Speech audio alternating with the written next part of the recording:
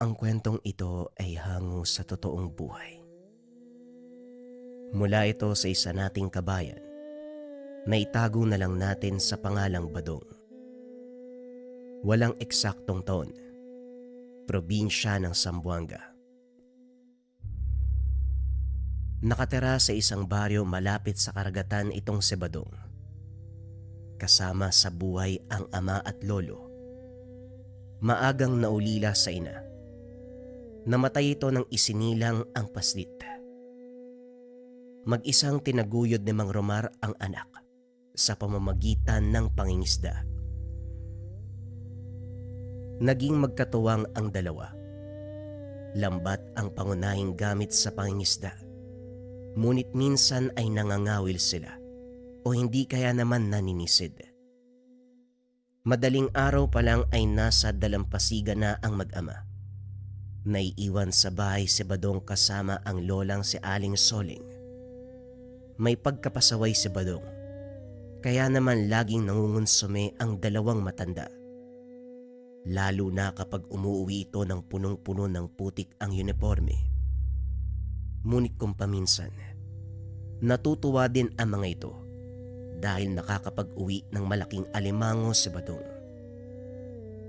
Madalas itong dumadaan sa latiang malapit sa dagat ang pasit. Doon nangunguha ng alimango upang ibenta o hindi kaya naman ipang-ulam para may baon kinabukasan.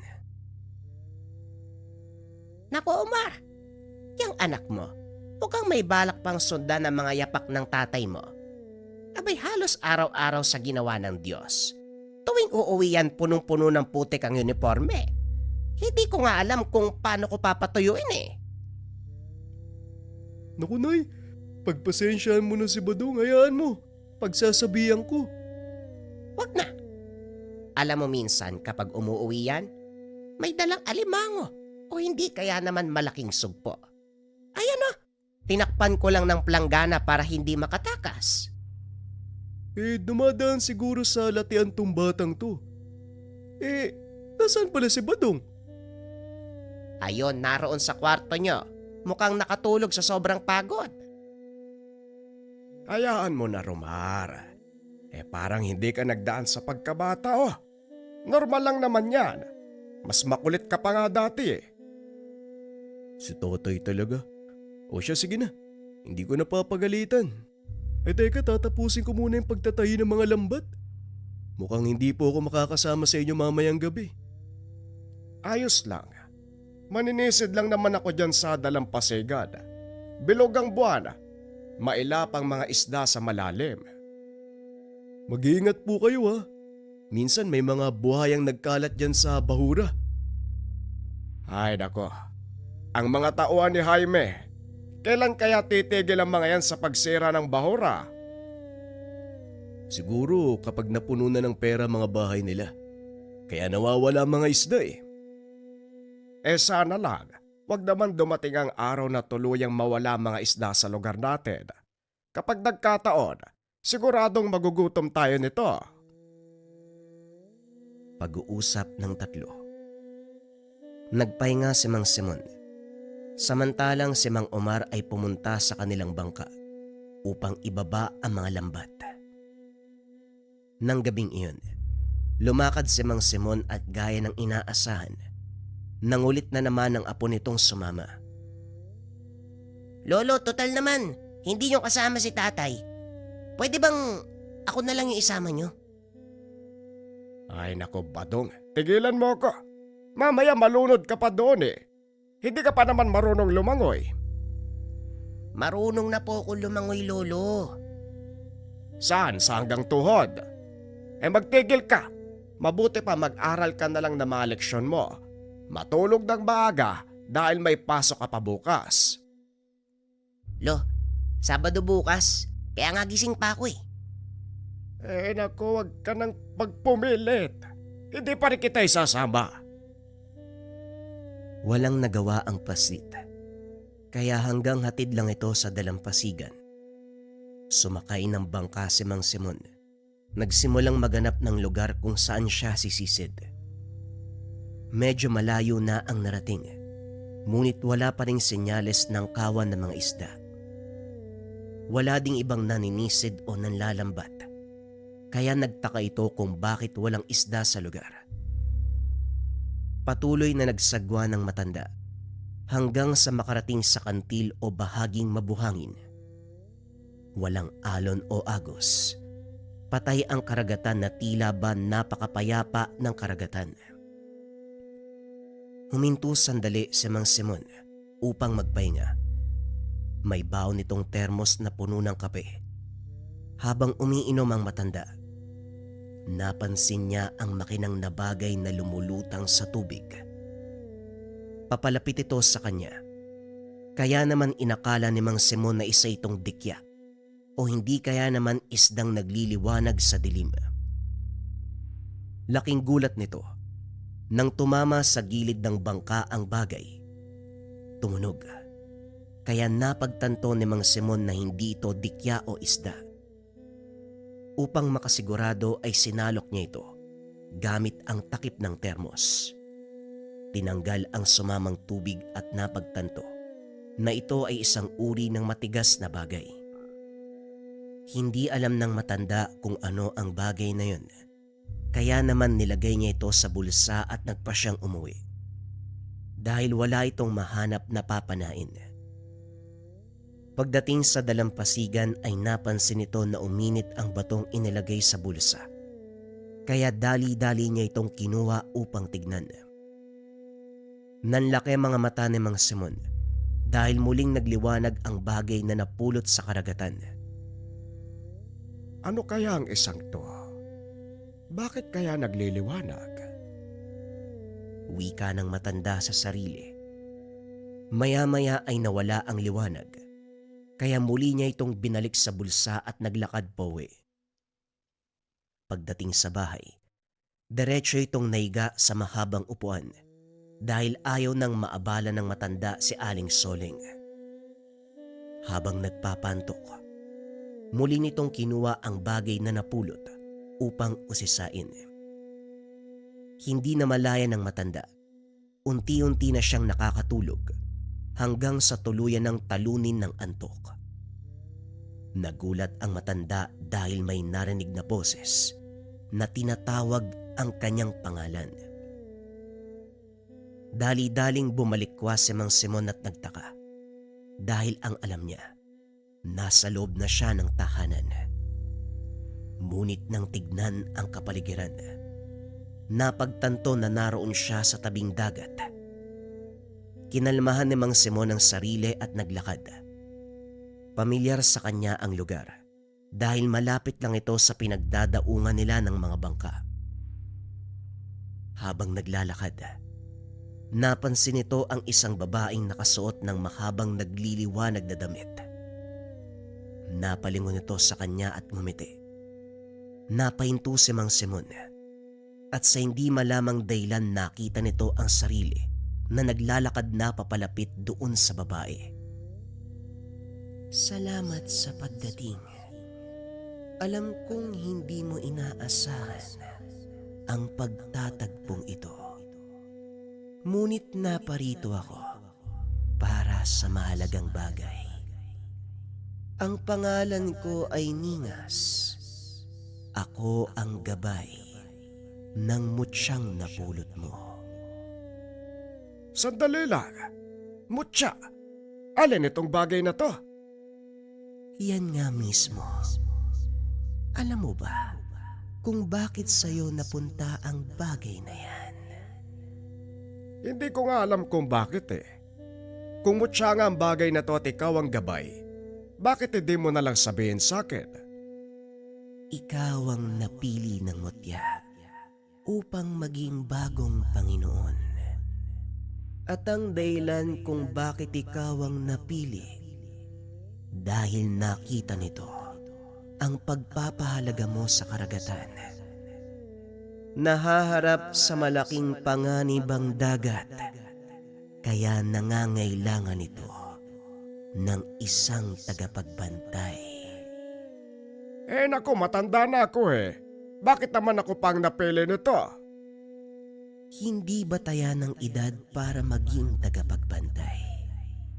Pagkakalooban ka nito ng kakaibang kakayahan na pag-utusan ang lahat ng nilalang sa karagatan, mapabuhay o elemental.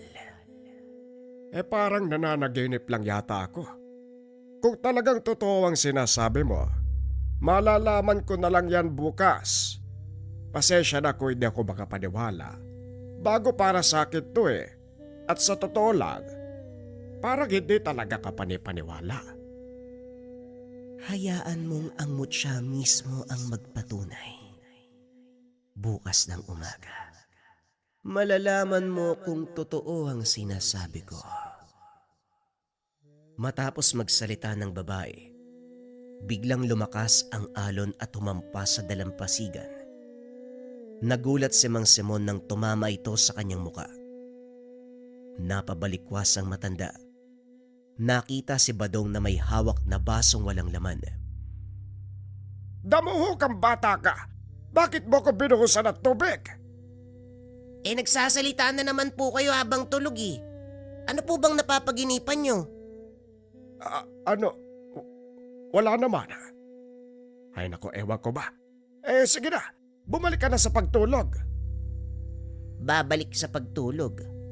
Umaga na po Magpapakain na nga ako ng mga manok. Ganun ba? O siya, sige, lumayas ka na nga ditong bata ka. Mabilis na tumakbo si Badong palabas ng bahay dahil dinampot ni Mang Simon ang senelas. Muling nahiga ang matanda sa pag-asang makakabalik pa sa pagtulog, kaso nga lang hindi na umubra. Ay nako, makabangon na nga lang. Talagang itong si Badong kahit kailan, puro kalokohan ang nalalaman. Etong batang to talaga, oo. Wika ng matanda sabay dungaw sa bintana. Natanaw nito sa dalampasigan ng apo kasama si Aling Soling. Dali-daling lumabas ng pinto ang matanda upang sundan ng maglola. Kaso nga lang laking gulat nito nang makita ang naglalakihang butanding na nagpapaikot-ikot sa karagatan. Napangiti si Mang Simon dahil mahabang panahon din nilang hindi nakita ang pambihirang nilalang. Nilapitan nito sina Badong at Aling Soling. Hindi ba napakaganda nilang tignan? Mabuti naman, muli silang nagbalik dito sa karagatan natin.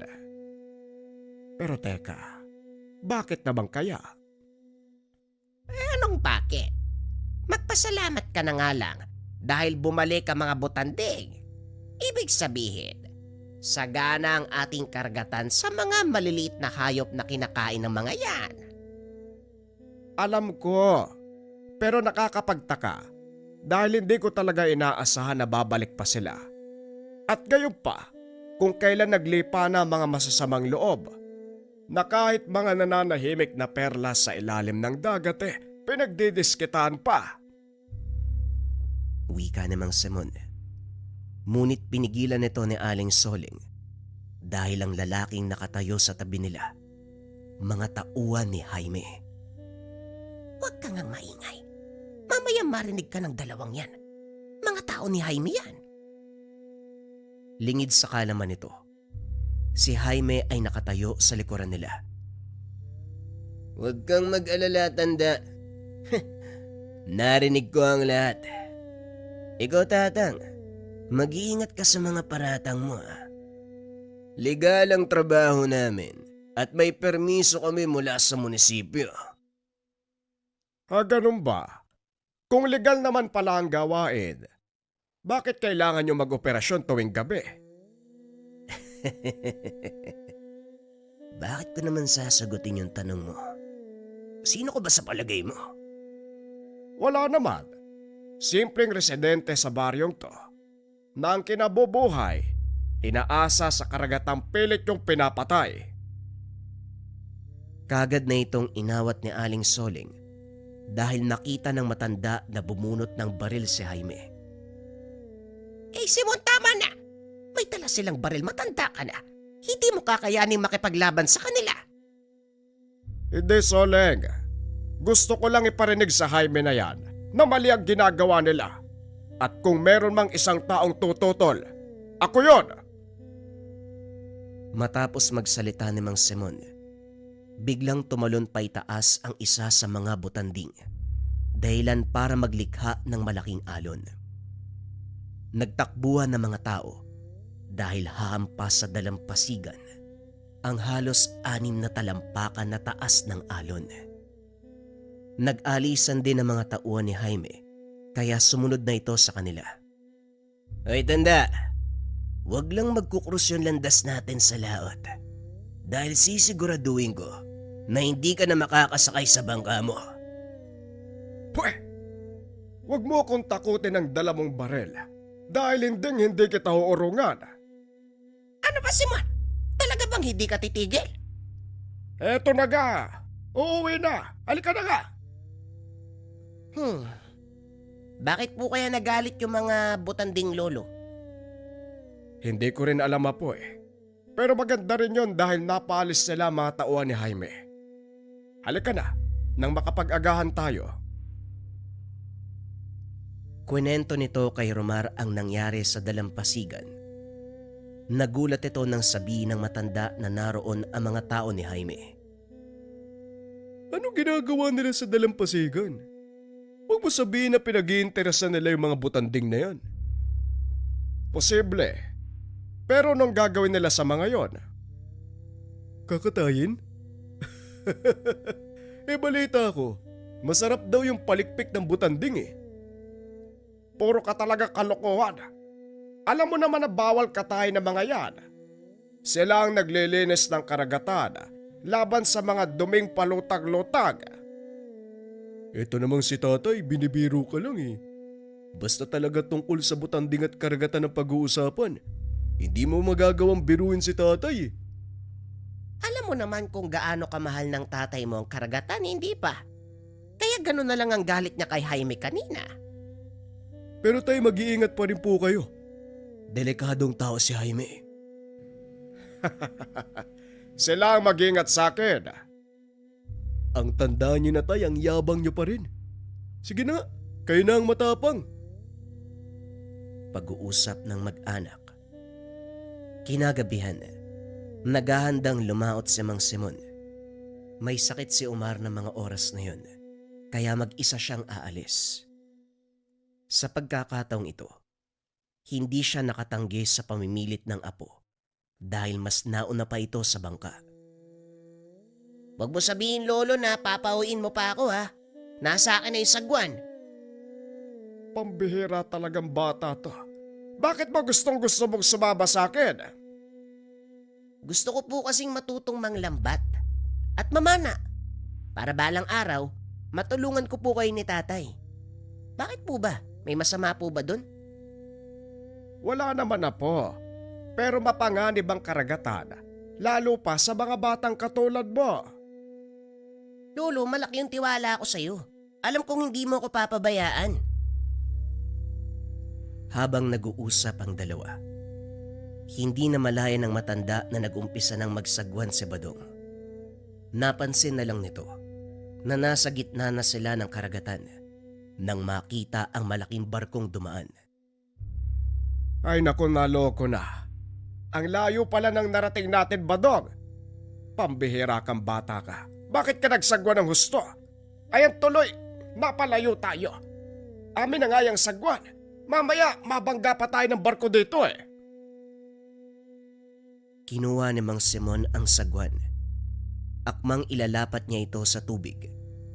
Biglang nakita ng matanda ang andap-andap na ilaw ng mga bangka. Hindi kalayuan mula sa kanilang kinaroroonan. Naku po, nandito si na Jaime, delikado. Kailangan nating makabalik sa dalampasigan. Eh bakit naman po kayo natatakot, lolo? Akala ko ba matapang ka? Natatakot ako dahil kasama kita. Hindi ko alam ang sasabihin sa tatay mo kapag may nangyaring masama sa'yo. Wika ni Mang Simon. Marahan siyang nagsagwan pabalik sa dalampasigan. Ngunit sa kasamaang palad, nasipat sila ng bangka na lulan ng mga tauhan ni Jaime. Biglang nagpaputok ang mga ito dahil ayaw nilang may makakita sa ginagawang kabulastugan. Dali-daling dumapa si Mang Simon upang hindi tamaan ng bala. Naramdaman nito na uminit ang bulsa. Naalala ang napulot na bagay sa tubig at ang sinabi ng babae sa panaginip. Dali-daling dinukot ni Mang Simon ang mutya at binulungan. Kung talagang mutya ka at ako ang pinili mo, ngayon ko kakailanganin ng tulong mo. Nagtaka si Badong kung ano ang ginagawa ng matanda. Ngunit hindi ito nag-angat ng ulo sa takot na baka tamaan ang bala. Ilang minutong nakalipas, nakarinig ng malakas na lagaslas ng tubig si Mang Simon. Natigil ang putukan at ilang segundong nakalipas, biglang nagsigawan ang mga tao sa bangka nila Jaime. Lumabas sa pinagtataguan si Mang Simon. Nakitang pinagkakaguluhan ng mga pating ang katawan ng bangka. Isa-isang nalaglag ang mga tauhan ni Jaime, pati na rin ang mga maninisid. Hindi nakaligtas. Inakala ni Mang Simon na nagkataon lang ang pagdating ng mga pating. Ngunit habang nagsasagwan papunta ng dalampasigan, nagulat ito nang biglang bumilis ang kanyang bangka. Lolo, ano pong nangyayari? Bakit bumubilis tayo? Tignan mo sa likod natin. Nanlaki ang mga mata ni Badong nang makita ang mga pawikang nagtutulak ng kanilang bangka. Ha? Niligtas tayo ng mga pawikan? Parang gano'n na nga. Oh, humanda ka. Sasadsad tayo sa buhangin. Kumapit si Badong at Mang Simon sa katig dahil patuloy pa rin sa pagtulak ang mga pawikan. Tumama ang ulo ng bangka sa dalampasigan. Humagis palabas ng bangka si Badong, dahilan para sumubsob ang muka sa magkahalong putik at buhangin.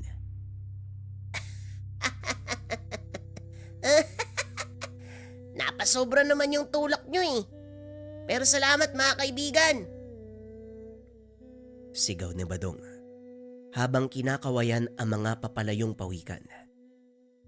Dito na pagtanto ni Mang Simon na mutya nga ang hawak niya. Biglang naalala ng matanda na namukaan sila ni Jaime.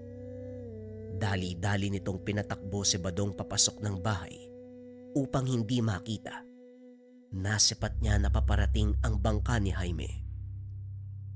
Nanatiling nakatayo ang matanda sa dalampasigan hanggang sa sumadsad ang bangka na makalaban.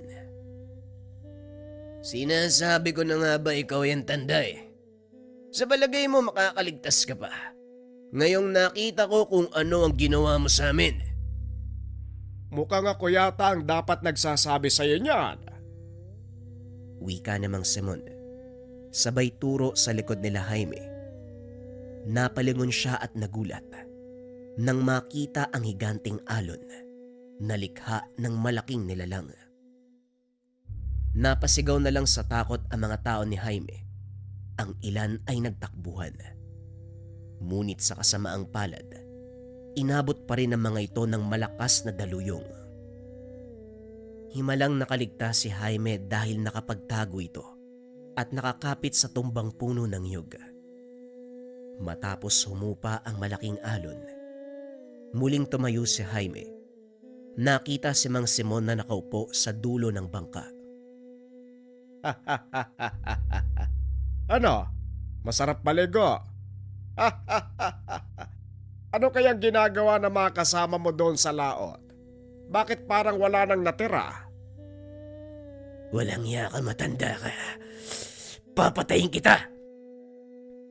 Binunot ni Jaime ang baril. Itinutok kay Mang Simon, sabay kalabit ng gatilyo. Ngunit parang dumulas lang sa katawan ng matanda ang bala. Ilang beses pa nitong pinaputokan ng matanda. Kaso nga lang ganun pa rin. hanggang sa tuluyang maubos ang bala. Bumaba ng bangka si Mang Simon at nilapitan si Jaime. Habang naglalakad, hinila nito ang sagwang nakabaon sa buhangin. Nang marating nito ang kinaroroonan ni Jaime, walang pagdadalawang isip, inihampas sa mukha ng kalaban ang hawak niyang sagwan. Halos masira ang panga nito sa lakas ng pagkakapalo ng matanda, dahilan para mawalan ng malay. Nagdatingan ang mga taga-baryo. Nakitang nakahandusay sa buhangin si Jaime at ang mga tauhan. Tay, ano po nangyari sa inyo? Bakit ang sabi ni Badong, itinulak daw kayo ng pawikan pabalik dito? Yan talagang batang yan ang taba ng utak. Gumagawa ng kwento. Nagkataon lang na malakas ang alon. Kaya mabilis kaming sumadsad sa buwanginan. Ganun po ba? Anong nangyari kay Jaime? Pati sa mga tao niya? Pinarusahan ng dagat. Tumawag na kayo ng otoridad para mapahuli ang mga yan. At yung iba, tulungan nyo kung maibalik sa karagatan ng mga taklobong ito. Pinagtulungan ng mga kalalakihang mangingisda ang malalaking taklobo para ibalik sa karagatan. Simula ng araw na yon, bumuo ng samahan si Mang Simon na ang layunin ay pangalagaan ang karagatan. Kinilala ng pamahalaan ang kanilang mga kabayanihan, lalo na ang pagsukpo ng mga tulisang nagnanakaw ng mga higanting taklobo sa kanilang lugar. Sa paglipas ng mga taon, patuloy na namayagpag ang kabayanihan ng grupong iyon. Nakalaunan ay ginawaran ng parangal at karampatang sweldo mula sa gobyerno. Hindi makapaniwala si Mang Simon na sa edad niyang ito, magagawa niya pang pamunuan ang isang organisasyon na katagalan ay sinalo ni Badong. Mas lalo pang pinagbuti ng nooy 21 taong gulang na binata ang samahan. Nagkaroon sila ng ugnayan sa mga taga-ibang bansa. Kalaunan ay nakalikom ng pondo para bumili ng malaking bangka na gagamitin sa pagpapatrolya sa mga dalampasigan ng kanilang lugar. Ang pagmamahal ni Mang Simon sa karagatan ang siyang nagkaloob sa kanya ng malakas na swerte at magandang kapalaran. Bago mamatay ang matanda, ipinagtapat nito kay Badong ang tungkol sa mutya. Ipinamana niya ito sa apo. Ngunit nagpasya si Badong na ibalik ito sa karagatan dahil sa paniniwala na ang mga mutya ay may sariling buhay, may kakayahan na mamili ng sariling Panginoon. Ito ang kwento ng isang tao na pinagkalooban ng mutya ng karagatan. Bagong kwento pa rin ang kasunod, mga kabayan. Ito ay tungkol sa mutya ng apoy. Simulan na ang storya. Ang kwentong ito ay hango sa totoong buhay. Mula ito sa isa nating kabayan na itago na lang natin sa pangalang Mang Tomas. Taong 1970. Probinsya ng Sorsogon. Tatay Tomas, sinabi pala ni Mang Tere na wag munang magatid ng pampataba. Luluwas daw siya sa ibang bayan. Baka sa susunod na buwan pa ang balik niya. Wika ni Greg. Ganun ba? E di hahanap na lang muna tayo ng bibili. Kailangan natin ng pera. Wala tayong pambili ng uniforme sa nalalapit na pasukan. Tugon ni Mang Tomas. Baka po sa kabilang bayan maraming magsasaka doon eh. Malay natin, organikong pampataba ang ginagamit sa sakahan. Subukan na lang po. O siya, sige, ikarga mo na ang mga sako. Itali mo rin para hindi mahulog. Lubak-lubak pa naman ang daanan. Pag-uusap ng mag-ama. Kasalukuyang hinahanda ang sako-sakong pinatuyong dumi ng kalabaw. Sa tahanan sana ng suki ito ibabagsak kaso hindi. Papunta sila ngayon sa karatig bayan. Magbabaka sakali na merong bibili. Sa hirap ng buhay, umaasa si Mang Tomas sa kakarampot na kinikita ng sakahan. Maliit lang kasi ang lupaing taniman. Kung marami ang maipon sa dumi ng kalabaw, makakabenta ng mas malaki dahil mahal ang singil sa bawat sako. Ilang buwan naman ang hihintayin dahil 3 kalabaw at 2 baka lang ang meron sila. Minsan nauunahan pa sa pagkuha ng kapitbahay, kahit pataba ay ninanakaw na rin. Nakarating bago sumapit ang gabi. Saktong magsasaka ang napagtanungan na naghahanap din ng pampataba. Sinuwerte dahil pinakyaw ang lahat. Pinakain pa sila pagsapit ng hapunan. Madilim na ang paligid ng makabalik. Tanging sululang ang nagbibigay ng liwanag sa daan. Panay ang paglingon ni Greg dahil habang tumatagal, may napapansing tao sa likuran. Sa tuwing lilingunin ay nawawala. Nang humampas ang hangin, may dalang kilabot.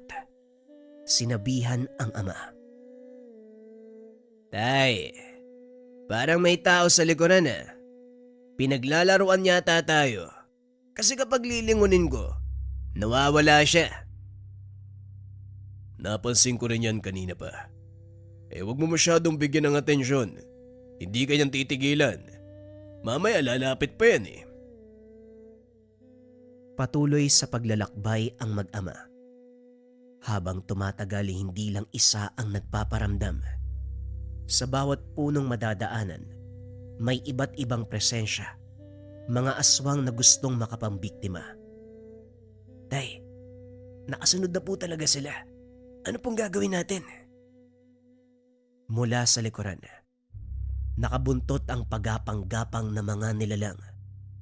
Kahubog ng tao pero kakilakilabot ang itsura. Mabilis ang kilos. Unang tingin nasa malayo pa. Sa susunod ay nasa malapit na. Inabot ni Mang Tomas ang itaksanak. Naintindihan nito ang gagawin. Nang lumiko sa kabilang daan, naging mabilis ang kilos ng mga aswang dahil mas masukal ang bahaging ito. Paboritong lugar para mambiktima. Pero hanggang sa pagsunod lang, hindi makalapit ng ilabas ni Mang Tomas ang mutya ng apoy. Hindi sila mangangas. Magiging litsyon ang mga yan kapag magsasanib puwersa ang mutya at ang mismong apoy. Wika ni Mang Tomas. Sinindihan ang iba pang sulo.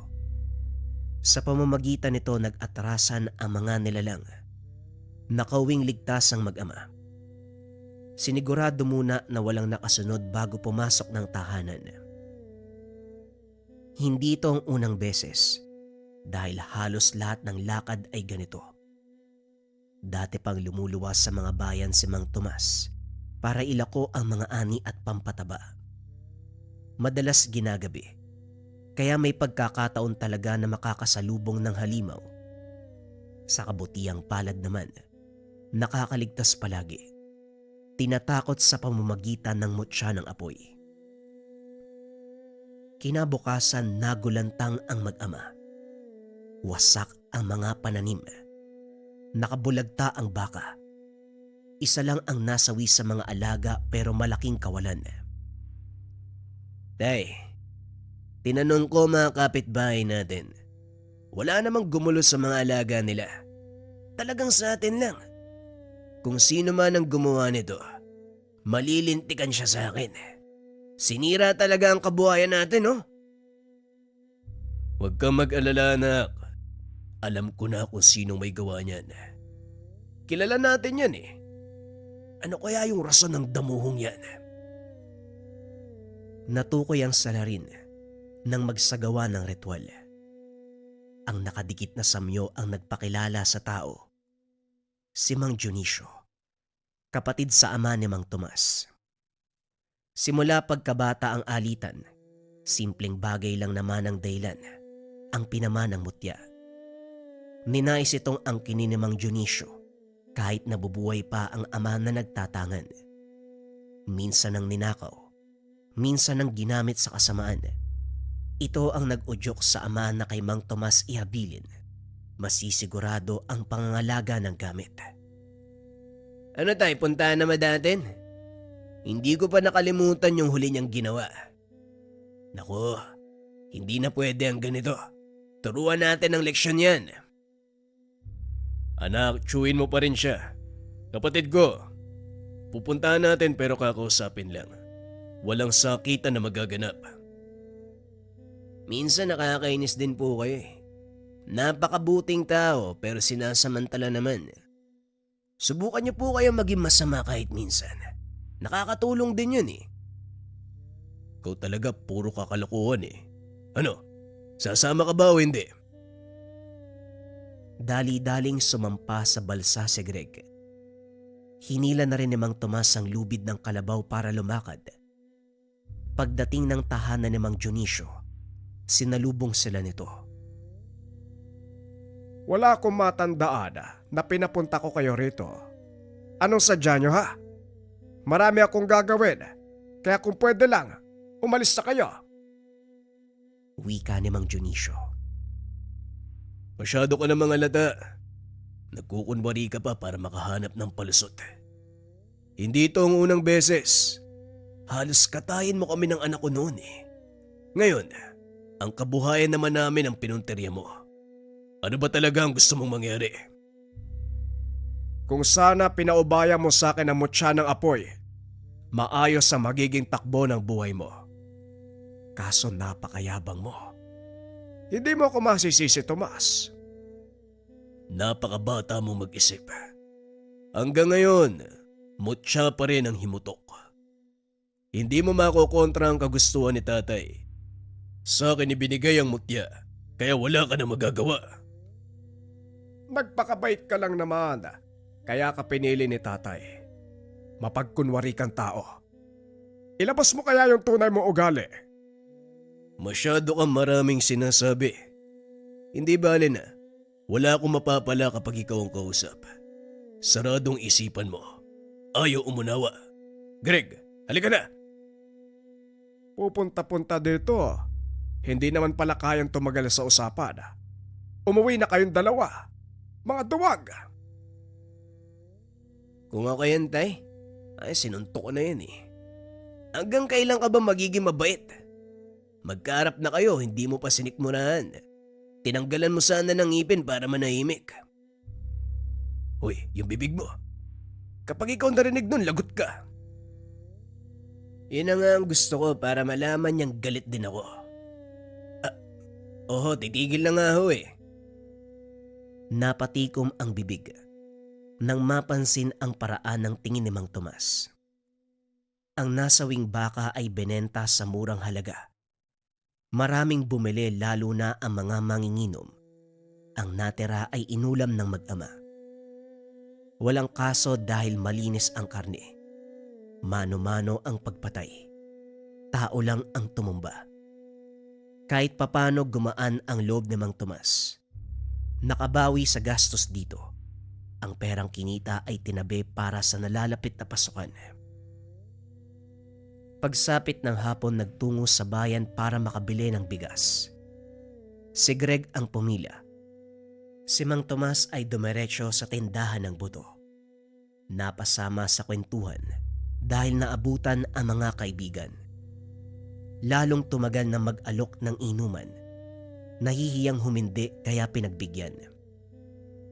Samantala, si Greg ay napakamot na lamang ng ulo.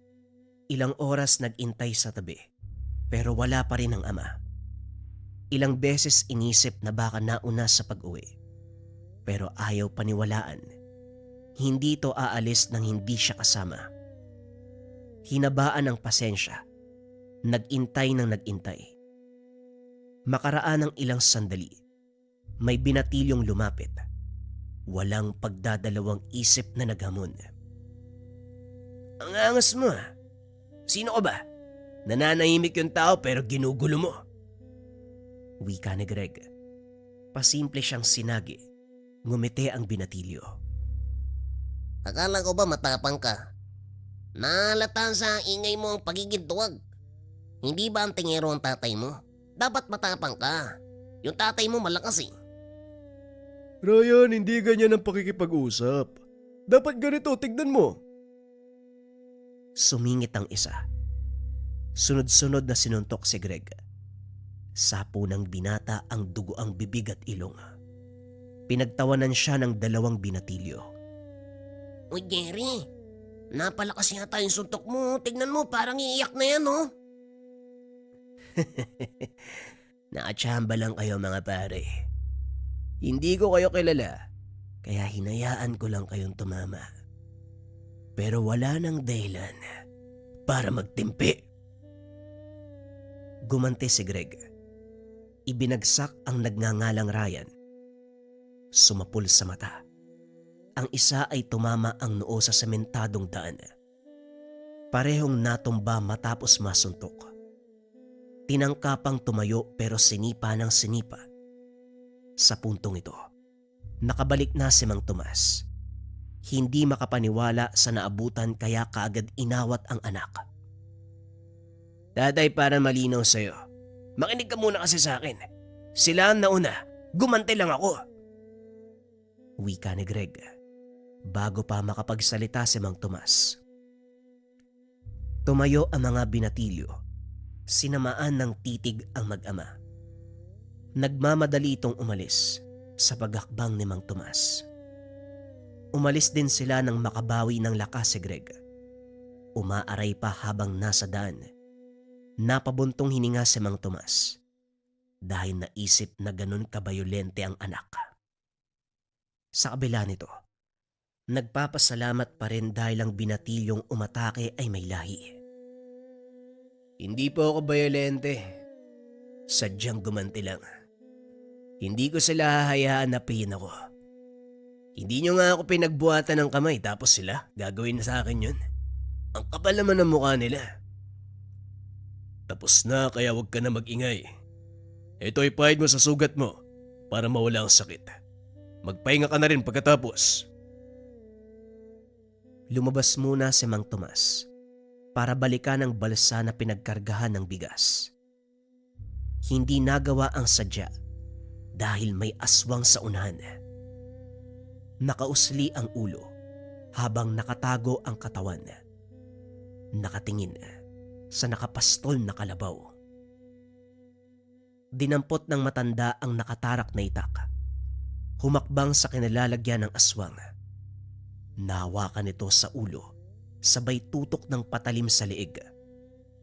Gumana ang bisa ng tangan, kung kaya't nakalapit ng hindi nito nalalaman. Pagbibigyan kita dahil wala ka pang ginagawa sa kalabaw ko.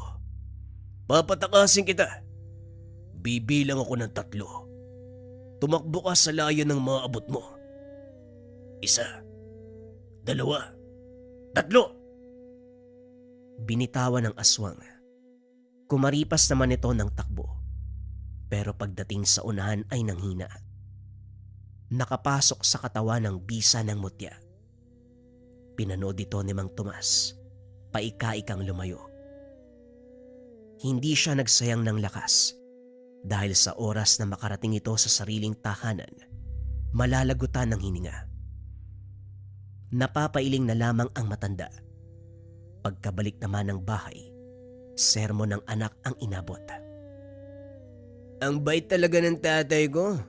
Pati aswang pinapatawad. Hindi pinansin ni Mang Tomas ang anak dahil patuloy lang itong mangungutya. Nang mga sumunod na araw, hindi lang kabuhayan ang hinagupit. Sila mismo ay sinusubok na rin. Si Greg ay inatake ng aswang sa taniman. Noong gabi na nagpunta sa tindahan si Mang Tomas, meron ding biglang umamba. Sa kabutiang palad parehong nakaligtas, pero napuruhan ang binata. Nagtamo ng kalmot sa likuran. Malalim ang sugat na ngayon ay ginagamot pa. Hindi kinaya ng langis lang. Wala ring sapat na gamit si Mang Tomas, kaya dumulog sa kaibigang manggagamot. Maging ito ay napailing matapos masuri ang sugat. Sa napapansin ko, Tomas, hindi ito simpleng kalmot. Kung ordinaryong sugat, maghihilom sa loob ng ilang araw kahit langis lamang ang gagamitin. Pero ang anak mo, parang may kakaiba. Sige lang, iwanan mo lang siya dito nang mapag-aralan kong mabuti. Matatagalan, pero masisigurado. Wika ni Mang Ganoy, isang manggagamot. Napatay ko naman ang aswang, kaya siguradong mapapadali ang pagtanggal kung sakali man na merong inilagay sa kanya. May tiwala ako sa iyo, pare. Iaasa ko sa iyo si Greg. Ngunit may ipapagawa ko sa iyo. Kailangan mong mahanap ang nagmamay-ari nito. Bumalik ka kagad kapag nalaman mo. Kunot noong tinanggap ni Mang Tomas ang balahibo ng manok. Napakamot pa sa ulo dahil maraming manok na kulay itim ang balahibo. Para saan naman to?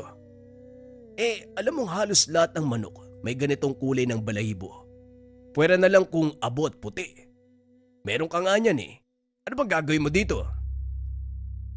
Nakita ko yan sa lugar kung saan sinalakay ang anak mo. Sa pakiwari ko, nag-anyong manok ang aswang para makalapit.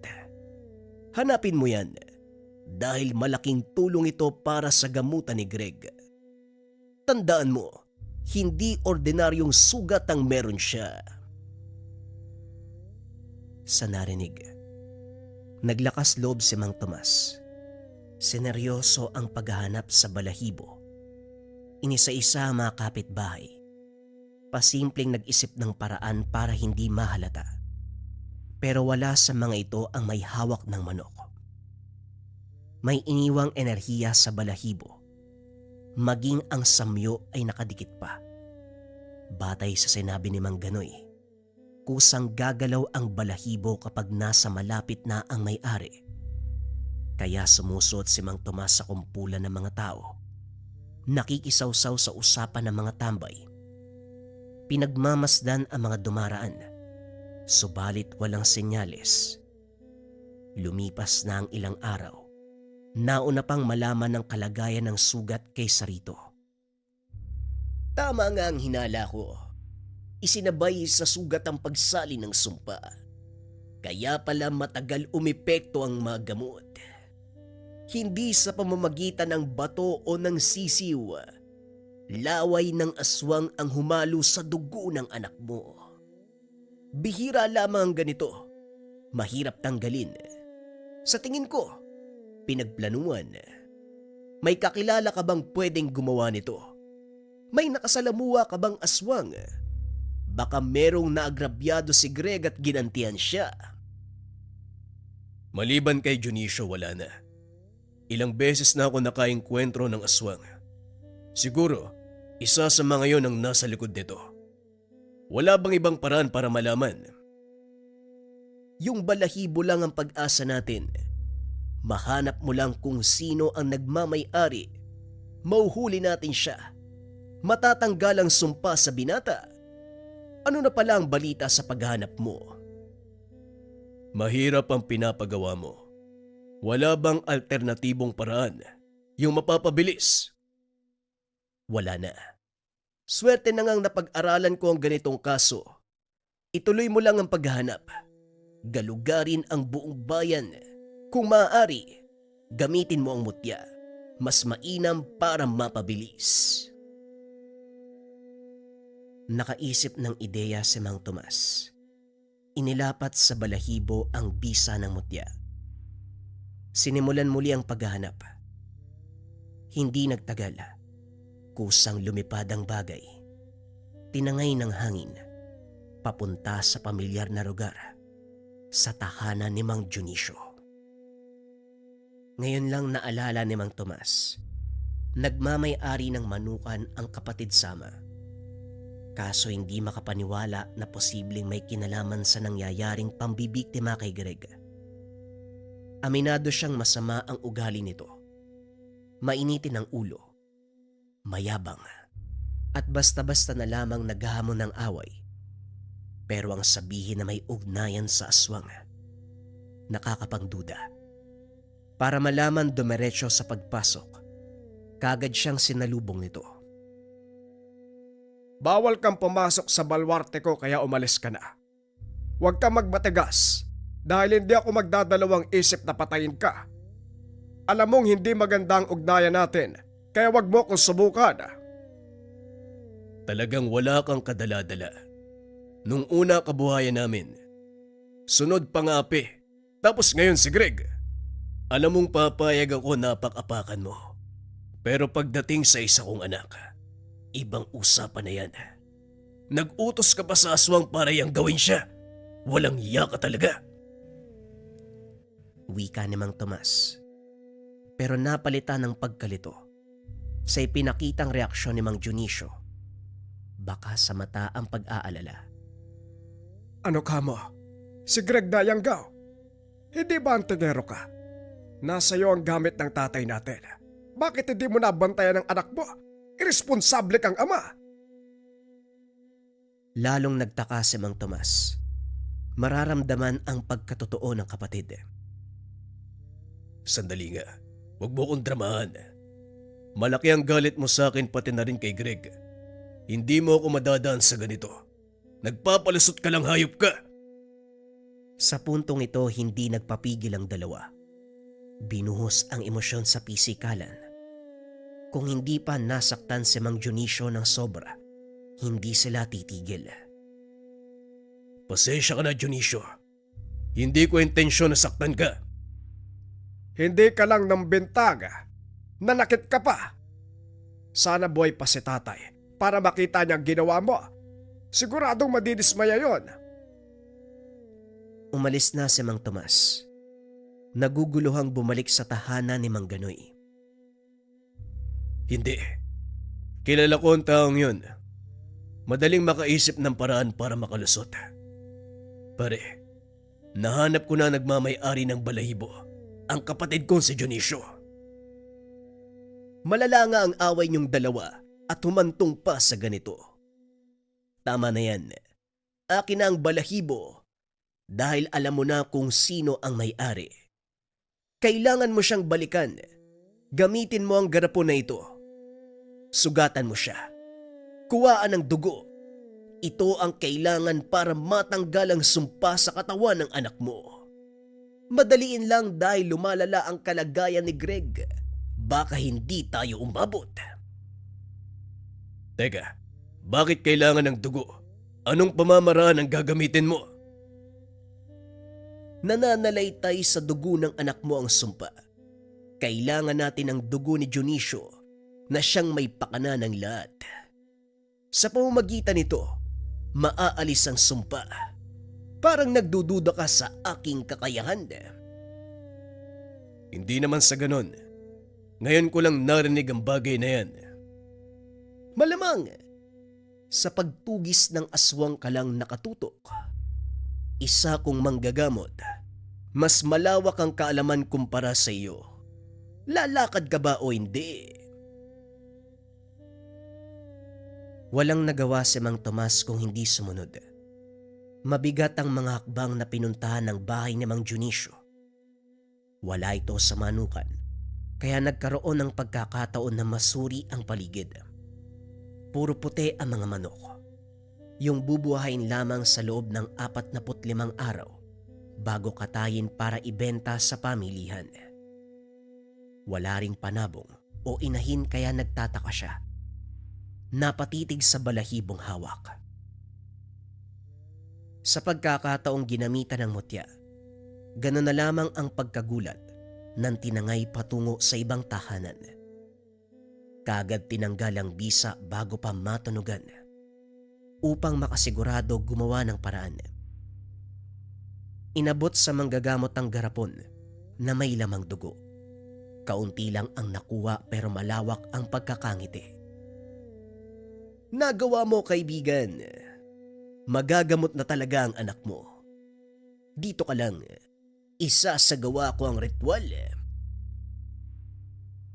Pumasok sa tagong silid ang manggagamot. Nagintay si Mang Tomas sa tabi ni Greg. Maimbing ang pagtulog nito matapos malapatan ng gamot.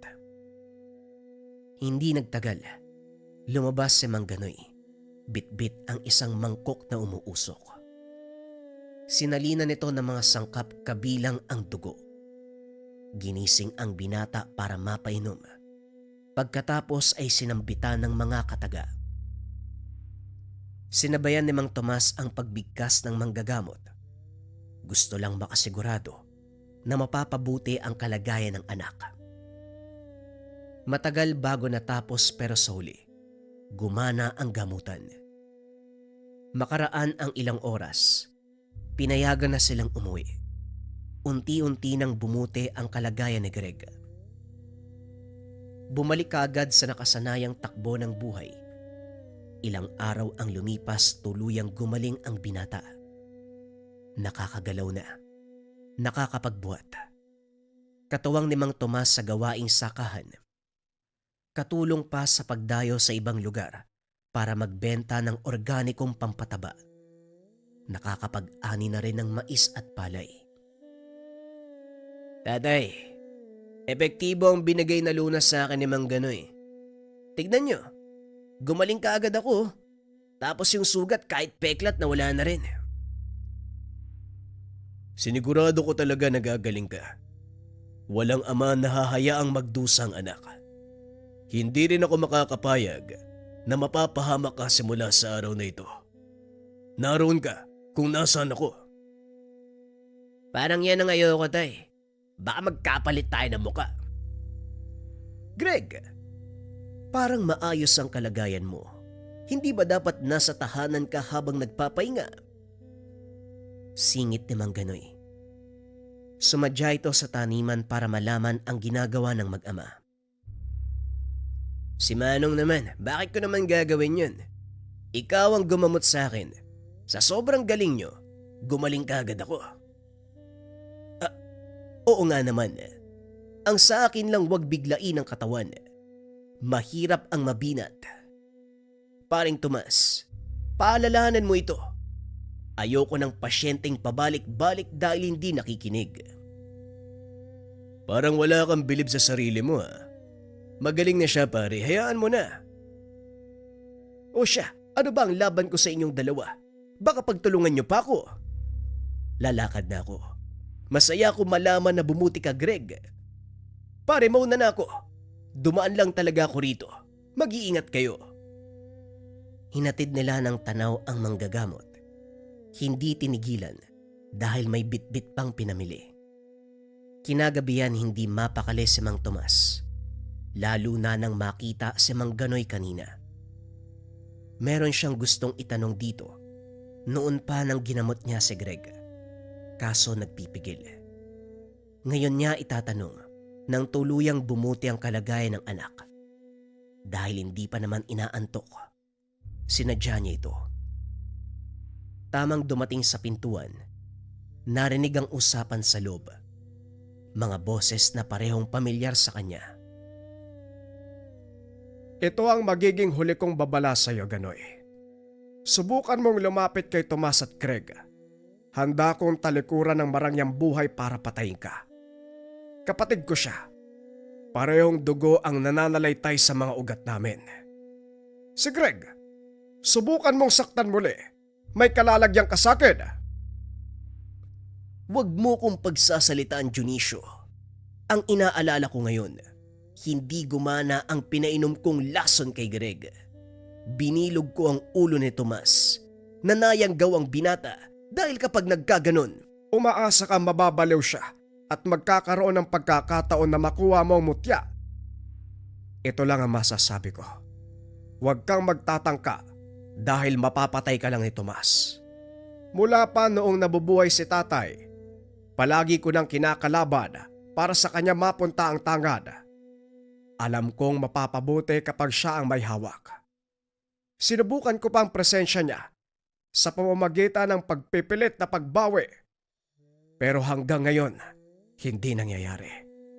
Sinanay ko siya sa ganong pamamaraan para kung ikaw na ang kumilos, wala kang mapapala.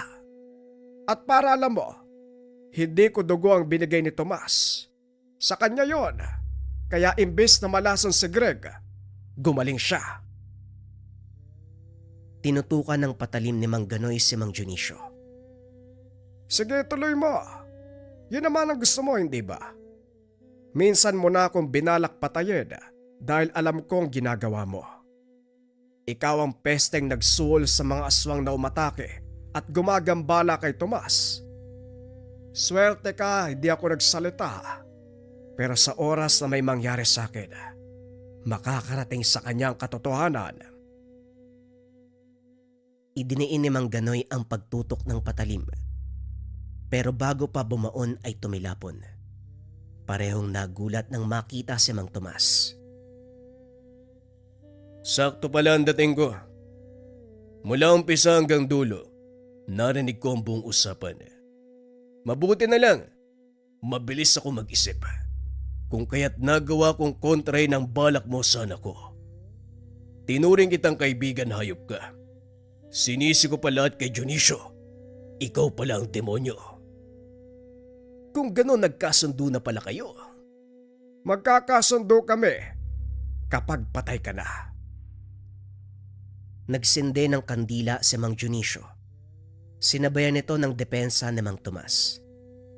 Sa puntong ito, hirap sa paghinga ang manggagamot.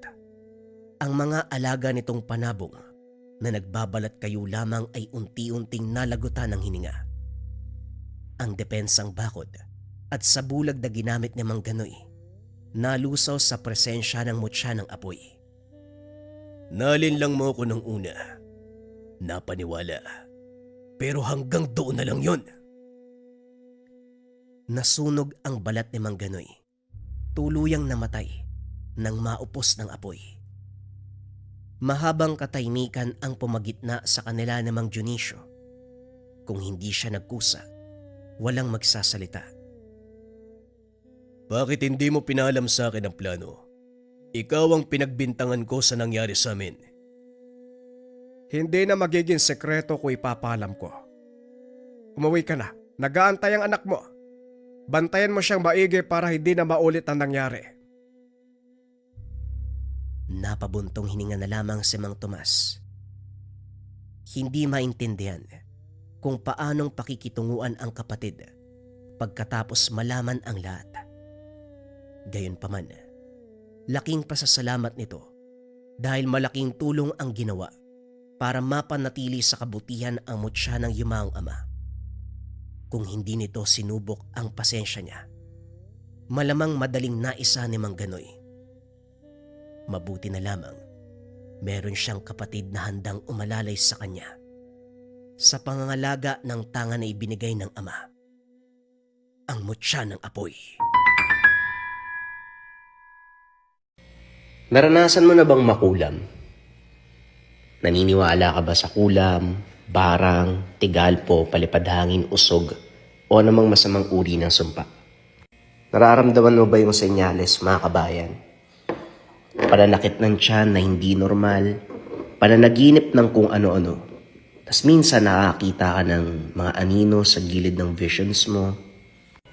O hindi naman kaya, kabayan, nagkaroon ka ng kagalit na alam mo na meron talagang gagawing masama sa'yo. Pwede mong subukan ng habak de bala, mga kabayan, from Likha Merchandise. Kontrakulam, barang, tigalpo, palipadhangin at usog o anumang masamang uri ng sumpa. Gawa to sa totoong bala ng baril na nilagyan ng 6 na sangkap ng 6 na antingero. Sila nagkonsagra, sila nagbasbas sa gamit. Buhay na to, mga kabayan, susuotin na lang. Gawa to sa totoong bala ng baril, mga kabayan, kaya huwag yun dadalhin sa airport. Pero pwede to sa barko, pwede to sa mall. Kung nangangailangan ka ng pinakamalakas na gamit na depensa espiritual na mula sa Likha Merchandise, pwede mong subukan itong habak de bala. Kung interesado ka, i-search lang ang shop ng Likha Merchandise.